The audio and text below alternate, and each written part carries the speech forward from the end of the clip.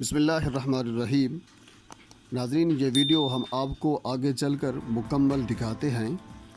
پہلے اس کے back ground پر ایک نظر ڈال دیتے ہیں تاکہ آپ کو اس کی مکمل سمجھ آ جائے۔ علامہ خادم حسین رضوی مرحوم کے بیٹے علامہ سعد حسین رضوی علامہ خادم حسین رضوی کے اس دنیا سے جانے کے بعد تحریک لبیک کے سربراہ مقرر ہوئے۔ علامہ خادم حسین رضوی نے ہمیشہ ختم نبوت اور نوس رسالت کے حوالے سے اگر کوئی بھی بات آئی تو انہوں نے اپنی آواز ہمیشہ بلند کی۔ گزشتہ سال ان کا انتقال ہو گیا تھا۔ اس کے بعد تنظیم کے معاملات علامہ سعد حسین رضوی سنبھال رہے تھے۔ اپنے انتقال سے چند دن پہلے علامہ خادم حسین رضوی نے حکومت کے ساتھ ایک معاہدہ کیا تھا۔ وہ معاہدہ بھی میں آپ کو بتا دیتا ہوں۔ اس کے بعد حکومت نے مزید وقت مانگا تھا، وہ بھی ایک معاہدہ تھا، وہ بھی میں آپ کو بتا دیتا ہوں۔ حکومت نے علامہ سعد رضوی کو سڑک پر جاتے ہوئے گرفتار کر لیا۔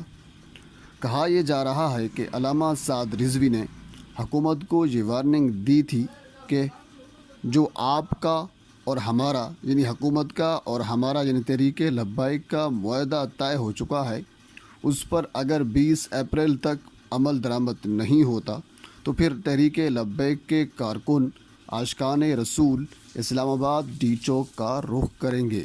اس وقت احتجاج سے پیچھا چھڑانے کے لیے حکومت نے معاہدہ تو کر لیا تھا، لیکن اب حکومت کی طرف سے اس پر عمل درآمد کرنا انتہائی مشکل ہو چکا ہے۔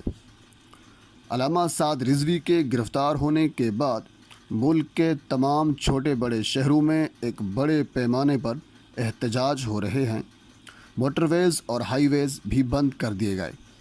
ملک میں شیعہ سنی کا مسئلہ ہو یا پھر اس طرح کے کوئی اور معاملات ہوں تو میڈیا پر ریسٹرکشن ہوتی ہے، ایک حد متعین کی جاتی ہے، اس سے آگے نہیں جا سکتا، یعنی میڈیا اس کے آگے کور نہیں کر سکتا، یہ میڈیا کی ایک مجبوری ہوتی ہے۔ اب میں آپ کو معاہدہ بتا دیتا ہوں۔ جو پہلا معاہدہ تھا 17 نومبر 2020 کو ہوا تھا۔ دونوں فریقین کے دستخط کے بعد مندرجہ ذیل نکات پر معاہدہ ہوا تھا۔ اس میں اعجاز شاہ، پیر نور الحق قادری اور کمشنر اسلام آباد کی دستخط بھی موجود تھے، اور اس کے علاوہ تحریک لبیک کے متعدد جو سربراہان تھے یعنی ان کے جو رہنما تھے ان کے بھی دستخط اس معاہدے پر موجود تھے۔ نمبر 1، حکومت فرانس کے سفیر کو پارلیمنٹ سے فیصلہ سازی کے ذریعے 2 سے 3 ماہ میں ملک بدر کرے گی۔ نمبر 2، حکومت اپنا سفیر فرانس میں تعینات نہیں کرے گی۔ نمبر 3، فرانس کی مصنوعات کا بائیکاٹ سرکاری سطح پر کیا جائے گا۔ اور نمبر 4، گرفتار شدہ کارکنان کو فوراً رہا کیا جائے گا۔ تو ناظرین، ان 4 شرائط میں سے حکومت نے 2 شرائط پر عمل درآمد کیا اور 2 پر ابھی کرنا باقی تھا، یعنی حکومت اپنا سفیر فرانس میں تعینات نہیں کرے گی، اس پر عمل ہوا، اور گرفتار شدہ کارکنان کو فوراً رہا کیا جائے گا، اس پر بھی عمل ہوا۔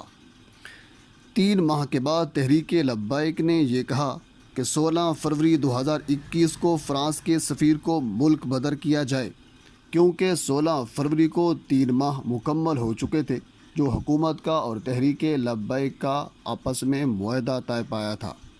11 فروری 2021 کو حکومت نے ایک اور معاہدہ کیا جس میں حکومت نے دوبارہ 40 دن کی مہلت مانگ لی، اور 20 اپریل 2021 اس معاہدے کا آخری دن تھا۔